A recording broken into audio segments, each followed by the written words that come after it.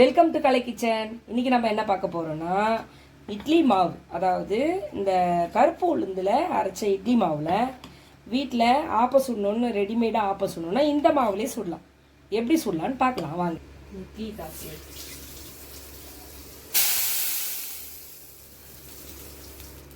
ஒரு கடாய் வச்சுட்டு, அந்த கடாய் நார்மலாக நான் வந்து நான்ஸ்டிக் கடாயில் பண்ணாமல் இரும்பு கடாயில் பண்ணி பார்க்க போகிறேன்.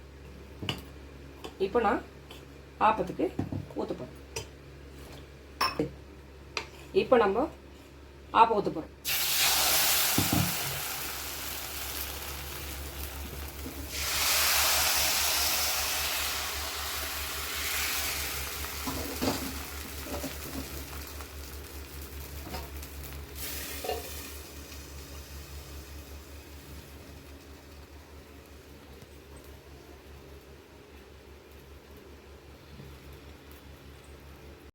இப்போ எப்படி வெந்திருக்குன்னு பார்க்கலாம். எடுக்கலாமா?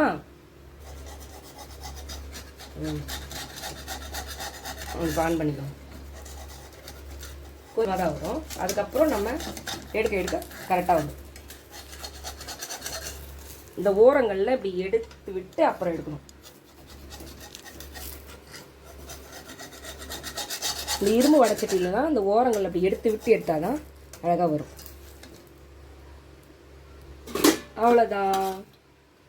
இப்போ ஆப்பம் பாலுக்கு இளம் தேங்காய் எடுத்து 4 ஏலக்காய் இல்லை 3 ஏலக்காய் போட்டு அரைச்சி ஃபில்டர் பண்ணி வச்சுருக்கிறேன். அதில் டேஸ்ட்டுக்கு நாட்டு சக்கரை போட்டு கலந்துக்கணும்.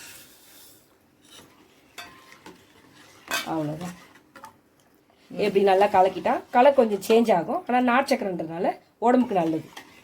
பால் அப்படி தான் இருக்கும், ஒன்றும் பிரச்சனை இல்லை. டேஸ்ட் நல்லாயிருக்கும். இதில் நார்மலாக நீங்கள் கலக்கிற வெள்ளை சக்கரையும் போட்டு கலந்துக்கலாம். ஆனால் நான் இப்போது நாட்டு சக்கரை தான் போட்டிருக்கேன்.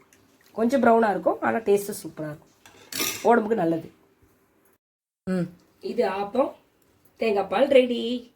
நீங்களும் வீட்டில் ட்ரை பண்ணிவிட்டு கமெண்ட் பண்ணுங்கள், சப்ஸ்கிரைப் பண்ணுங்கள், லைக் பண்ணுங்கள். Good bye.